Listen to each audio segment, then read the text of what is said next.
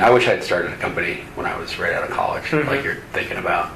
And I actually do keep an idea book. I've got every business idea I have, I write down, and they're all terrible. There's like one or two in this book of 50 that could potentially be viable, but I read through them every few months, and it just kind of helps to keep the mind flowing. Yeah, and just you kind of see connections that you normally wouldn't have seen. But I think if your mind is naturally distracted or naturally kind of idea oriented, it's good to find ways to tie ideas together and tease them out. And just going through the discipline of building a business model around whatever business idea you have is kind of fun. To say, how does this really work? Like you're talking about 3-2-1 forms. Is that what you said it was called? I mean, what kind of a company are they? I mean, what do you think they're what kind of company? What business are they in? Well, I think what their ultimate goal is to make life easier for HR managers. So it's providing a solution, I guess, to automate that whole process. They, like I said, they put all their forms online, so it reduces the need for storage and filing cabinets when you hire somebody. Make sure all the forms are correct, so there's a lot of times mistakes when people write out, fill out their own forms.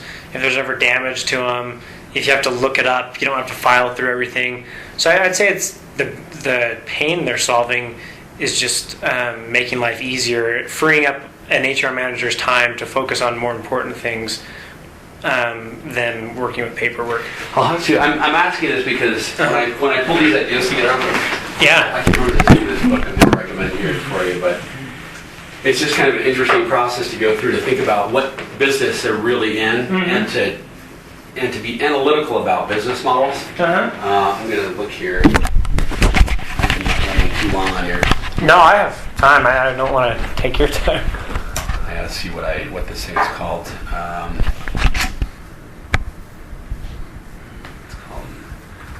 Business models. Yeah, this is it. So I bought this book. This is a really interesting book. I actually have it. I haven't read it. Yeah, I haven't read it yet, but I've got it. It's just interesting to kind of have a facility with just every industry. It's pretty interesting to just get down and dirty, and I think that's it's good to run that through your own, understand. That's cool. What's the business model? How does it work? Who pays? I think it's Alex Osterwalder that did that.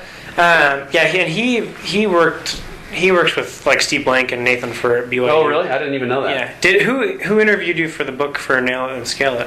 Did they talk to you personally? Paul was on my board. Okay. And he wrote it and just asked me to review it. And I don't even know if I ever gave him feedback. So. Huh. Interesting. But I don't think he ever called me. Really? Who did you say is right? Nathan Furr. Yeah. I don't know if he might have. I can't remember if I talked to him or not. Okay. Well, if they've got you in it, they ought to give you a free copy of the book, right? I would think so. I would actually be happy to pay. So tell him to sign me up for one copy, and I'll buy it. No, that's good. One other thing while I'm thinking about it, you mentioned that you guys have just got some funding from V-Spring, and then not recently. It's been over a year.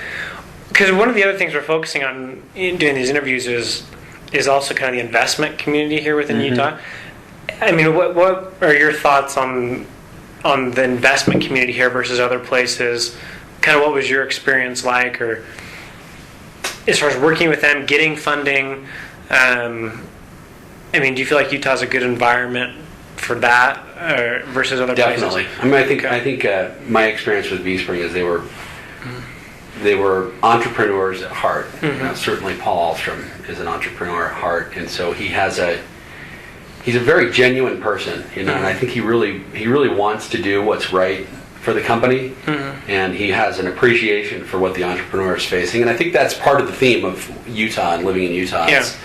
People are entrepreneurial minded, they're just it can be people who are raised, there's people are industrious and they do things, they like to do their own things and be self-sufficient, and that's just, it's a consistent theme in entrepreneurialism where you think, I can do this, and the book Rework, it's a great read, you should read it. It's he kind of talks about how this term entrepreneur is such a, they prefer to call it starters, because entrepreneur has so much weight, and it's just I mean, I don't see myself as an entrepreneur. You know, I'm trying to create a business that is really a great business, and I think it's just.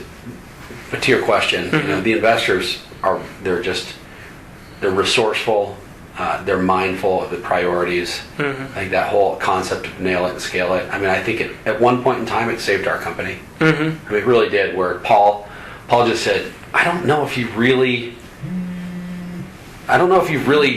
hit on the nail. You know, I mean, they have experience as entrepreneurs and as operators and as investors, so they're able to give insights into people who are starting their first, and it's my first venture-backed company, and you know, I was willing to hear that, and I just said, you know, maybe you're right. You know, let me go out and. I mean, we were kind of heading down a path that I think probably would have gotten us in trouble. And what did you do then to get back on the right track? I mean, how? I got on a plane, flew out, and talked to customers, interviewed them, sat down with a tape recorder like you're doing right now, and said, you know, I wasn't trying to. This is not a sales process. This is a listening exercise. Tell me about how you do your work. Show me what you do. Tell me what's missing. You know, and then.